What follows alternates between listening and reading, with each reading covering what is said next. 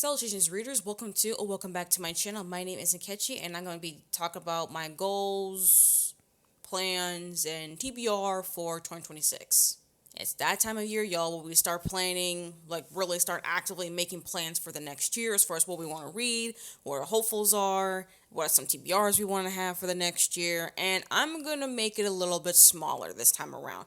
I mean, it's not like I make it like very, very big every single year, but I need to make this a little bit more manageable. My priorities are shifting in 2026, so I need to make things a lot more manageable for me since I'm going to be doing other things, but I still want to make sure I'm able to read now.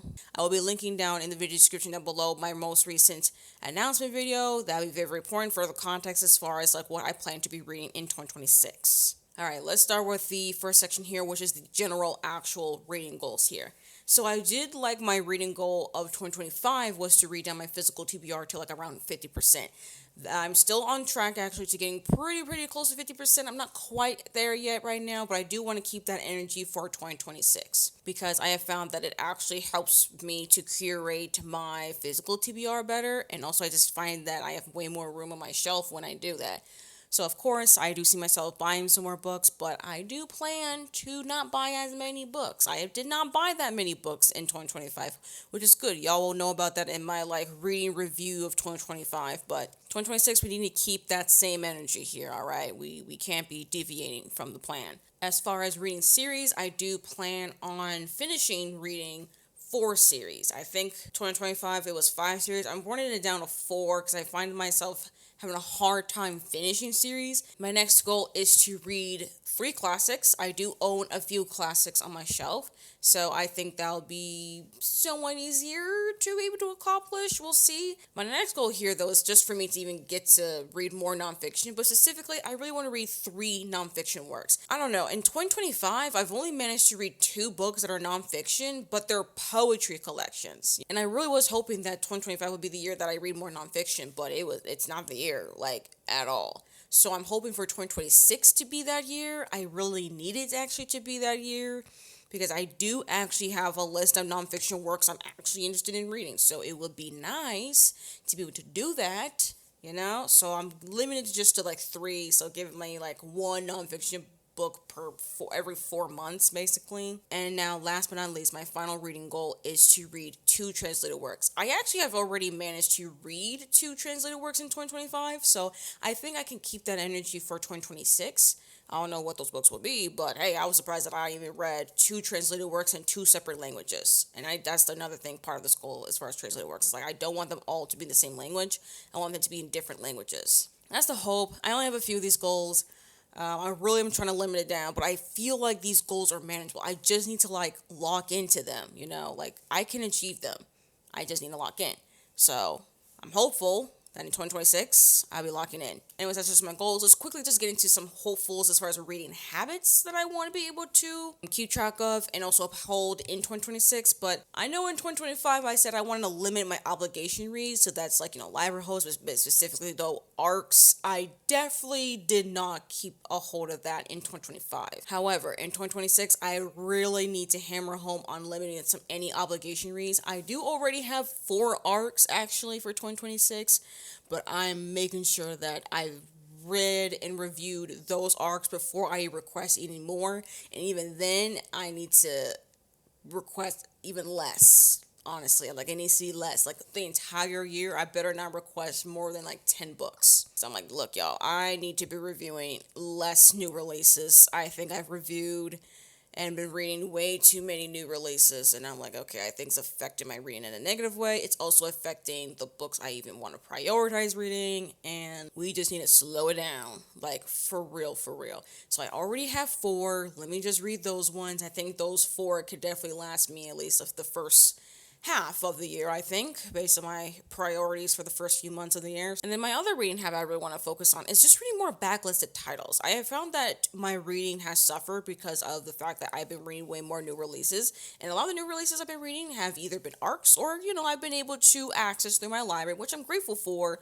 But I do want to get more back into reading some backlisted titles, you know, where I've already know from certain reviews that, hey, this is most likely a book for me. I want to try that instead of trying to read what's new, what's already coming out. Unless it's a debut, then that's a different story. But like, or even an author or something I'm anticipating, like a sequel or something. Other than that, I really should start limiting on the front list titles and get back into my back list. Because yeah, I have not read that many books that are like older than like that came out prior to 2023, unless it's a classic or something. It's kind of a little sad for me. So I'm gonna really see if I can like just get myself to just focus more on backlists, especially since I own a lot of backlisted titles. So it'll be great. It'll be very helpful just to get through my physical TBR as well if I just focus on more backlist. We'll see if that actually happens because I do know there's a lot of front list titles that are coming out in 2026 that I am so excited for. Like, y'all already saw my anticipated releases video. Anyways, those goals and habits out of the way, let's actually now get into the self-destruct TBR. I have found myself not quite following through with this TBR. I have found myself either DNFing or just straight up unhauling the books straight up, which is not great. I do want to be able to actually read these books, but I don't know, I found myself not as interested.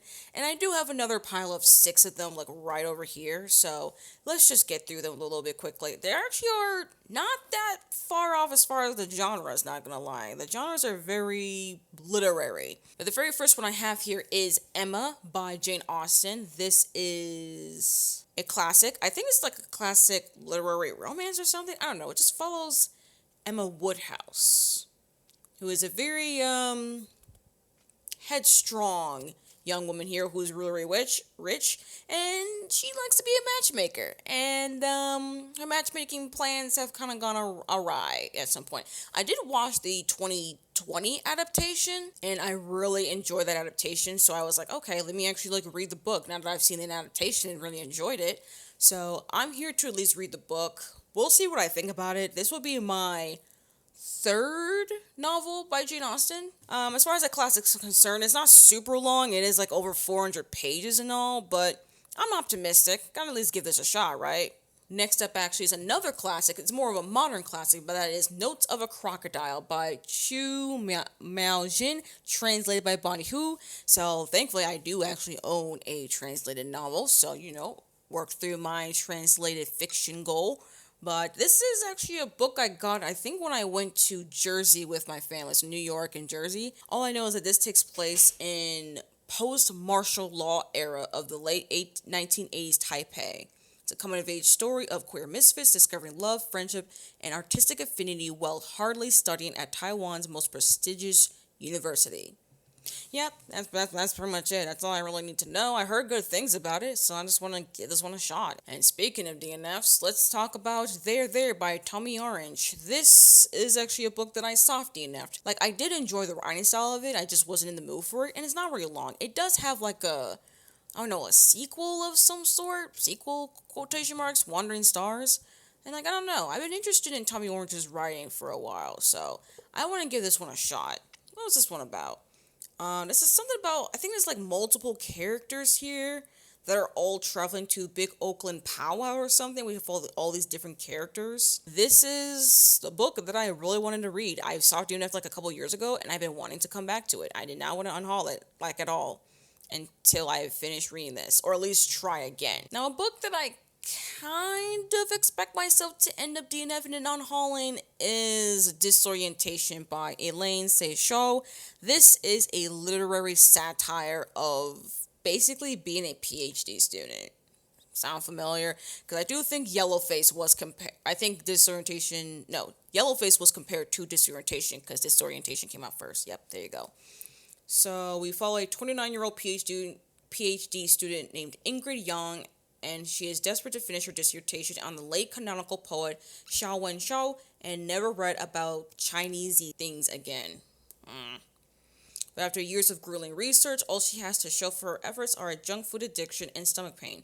When she accidentally stumbles upon a curious note on the Chao archives one afternoon, it looks like her ticket out of academic hell, but then there's more things going on about this tidbit, and it's supposed to be a whole thing. I found that satire is mostly a miss for me. It's very, very hard for me to get through a satire in novel form. I think I tend to appreciate satirical media in visual form than in a written form. I don't know. I don't know why that is. I think that's just hard for me to get through the actual satirical tone when I read it versus like watching it like a TV show or even a movie or stuff like that. But I want to give this one a shot. I have tried to read this author's short story collection that came out in 2025 and I was not particularly a fan of.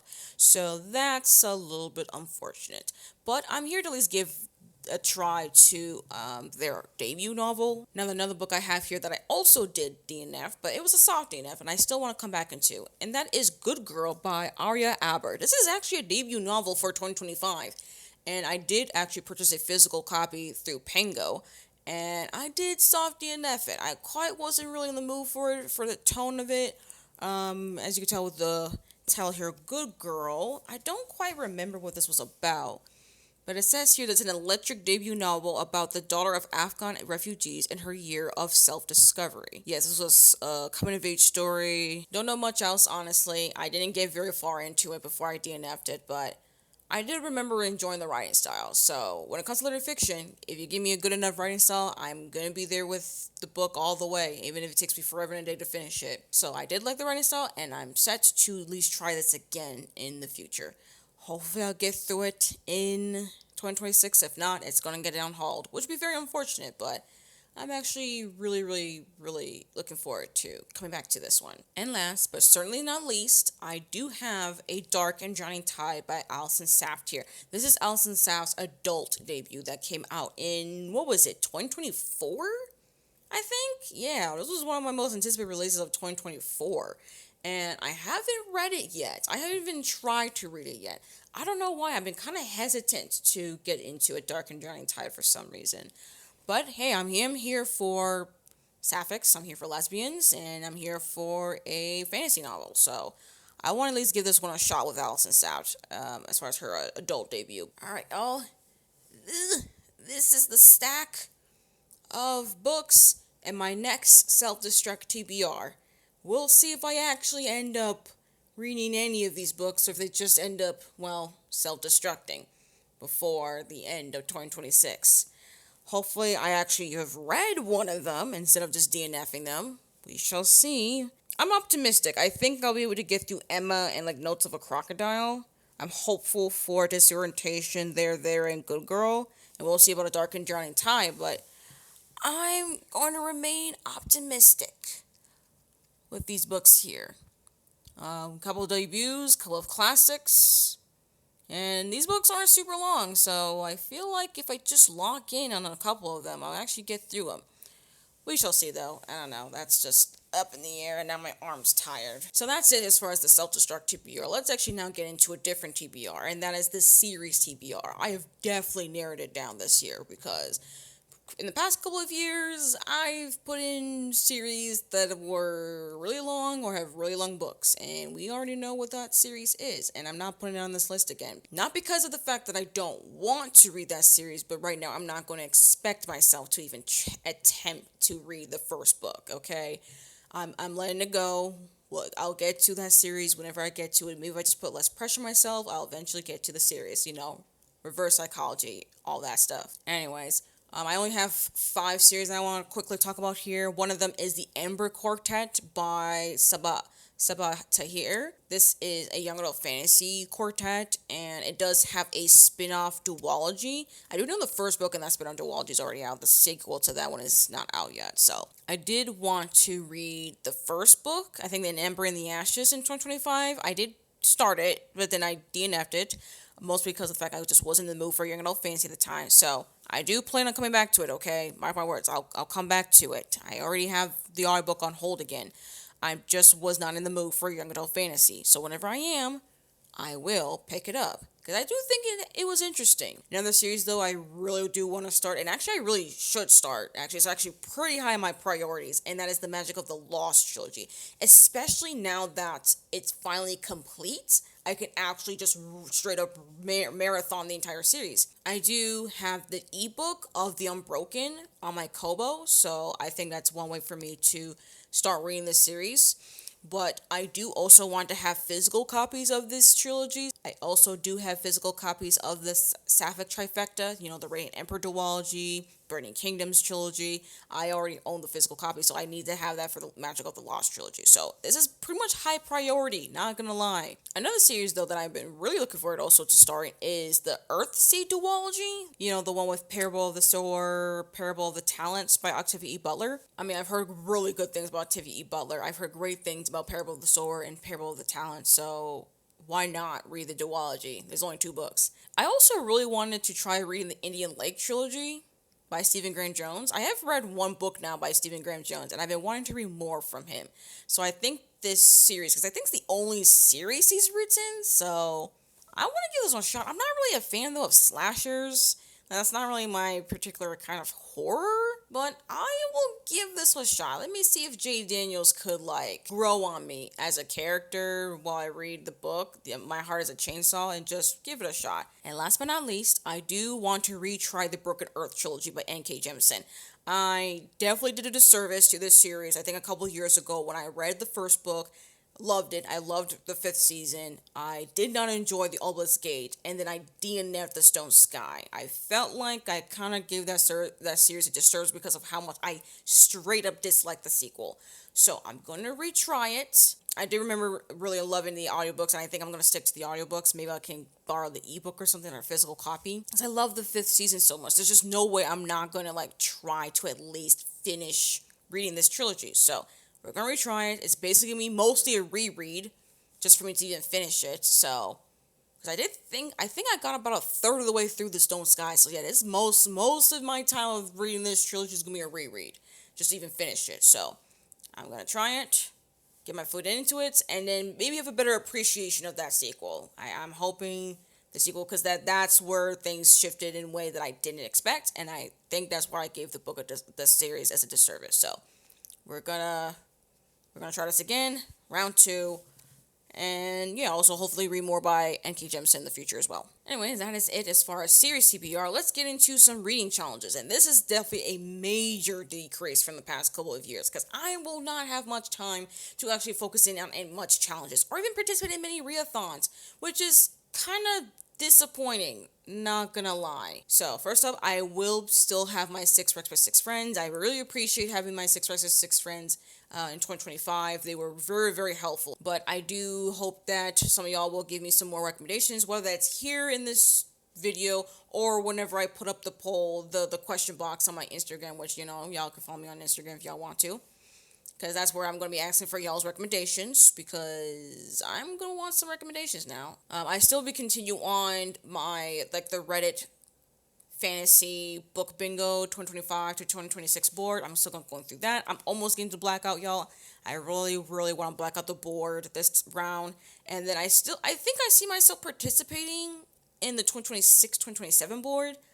I might be inclined to not participate, not gonna lie. I haven't fully decided. I'm still on the fence, because I want to put that in my reading journal, but I'm not sure if I really want to commit to that. Also, I'm not sure if I'm able to commit to even participating in the Magical Readathon either, because those semesters like April and September, those are very school heavy. I'm like, ugh, I'm gonna be in school during those times. I don't think I can even do like a readathon based school kind of thing. So that's gonna be unfortunate. So I won't be able to participate in Magical Readathon, unfortunately. I don't think I can do even the Adventure in Aldea. I've actually really struggled to do the Adventure of Aldea 2025, so I do think I'm not going to participate in that. And even though I'm going to be in school and stuff for 2026, most of 2026 actually, I still have the summer break. So if there's any readathons happening during the summer, I'll still be able to participate and host, you know. We still have the Stitch Day readathon. That's still going to be happening. I'm still going to host that.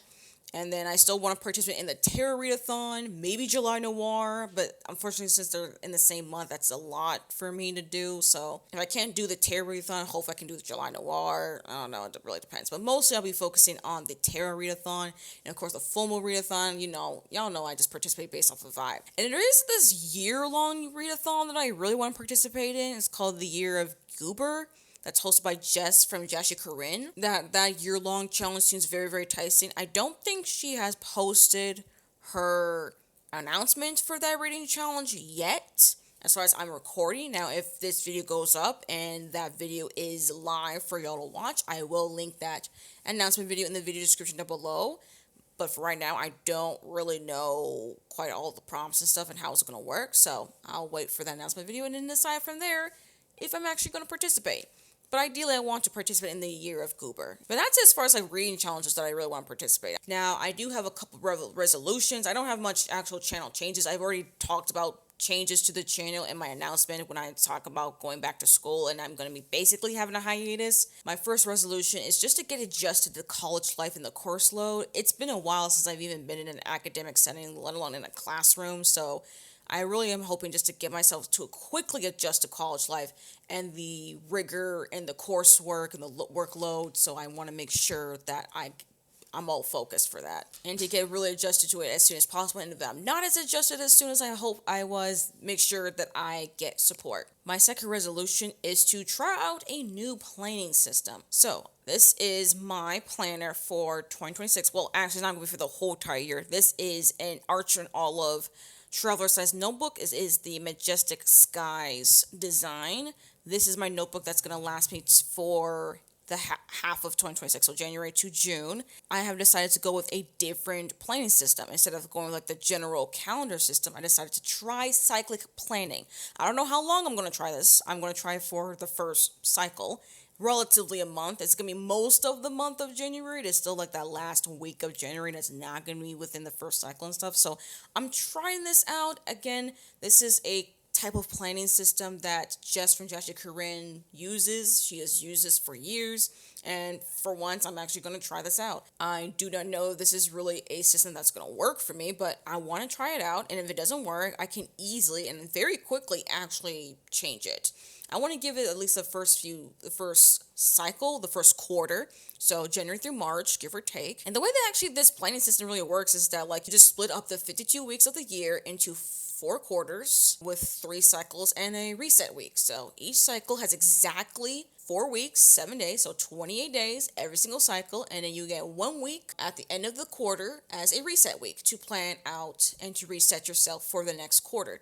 Now, since I'm starting this new cyclic planning thing in 2026, there is going to be an extra bonus week. There's like a sleep cycle basically, where I pretty much get like an extra reset week, I guess, before 2027. So we shall see. It depends on how long I actually stick to the cyclic planning thing. I'm giving it myself until the end of the first quarter until I get to that reset week, and then like I can really reassess if like this is really something for me. So it's something for me to try. I want to try it. If y'all want to know more about this cyclic planning and how it works, I do think Jess recently actually posted a video re-explaining this planning system. So I will also link that down in the video description down below if y'all are curious about it, but it's something I want to check out.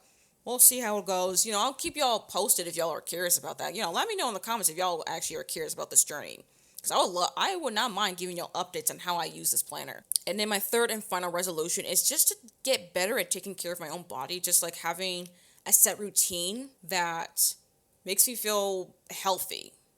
Whether it's eating or getting up, personal hygiene, exercise, all these things. And making sure I also manage my stress, because I have learned that I don't handle stress very well. So that's why I'm like, I really need to be able to make sure I'm taking care of my body.